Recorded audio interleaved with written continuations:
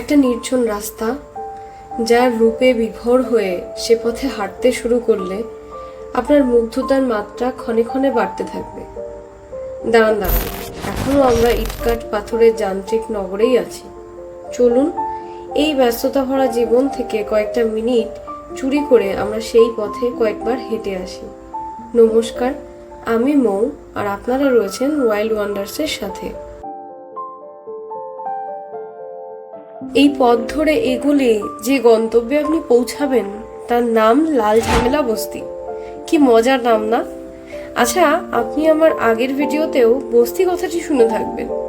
আসলে উত্তরবঙ্গের ছোট জনপদকে বস্তি বলা হয়, ঠিক যেমন আমাদের পাড়া তেমনি। পথের শুরুতে দুপাশের ঘন শালবন কি এক আশ্চর্য রহস্যে জাল বুনে দিয়ে যায়। এমনই তার প্রাকৃতিক শোভা যে চোখ ফেরানো যায় না। শালবনের ঘন চাদর যেখানে হালকা হয়, সেখানে পৌঁছে আপনি এক পাহাড়ি নদীর বয়ে যাওয়া শব্দ শুনতে পাবেন। সে নদীকে দেখার প্রবল ইচ্ছা মনে জাগবে। আরেকটু এগিয়ে গেলে আদিগন্ত বিস্তৃত প্রান্তরে সে নদীর দেখা আপনি পাবেন। তার রূপ এক কথায় অবর্ণনীয়। কাঁচের মতো স্বচ্ছ জলে পা ডুবিয়ে 2 মিনিট বসলেই দিনের সমস্ত ক্লান্তি গ্লানি দূর হয়ে যায়।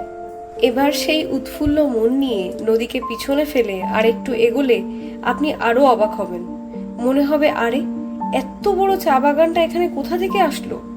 চা বাগানটির নাম ক্যারন টি স্টেট। বিকেলের অস্তগামী সূর্যের আলোয় তাকে একবার দেখলে কথা দিচ্ছি আপনি সারা জীবনে ভুলতে পারবেন না। এরপর আর এগোলে হয়তো প্রকৃতির আরো কিছু বিস্ময় আমাদের জন্য অপেক্ষা করছিল, কিন্তু সেই যে ব্যস্ত জীবন থেকে কয়েকটা মিনিট চুরি করেছিলাম, তার সময় দ্রুত শেষ হয়ে যাচ্ছে। বিকেল গড়িয়ে সন্ধ্যা নামছে, বাড়ি ফিরতে হবে যে।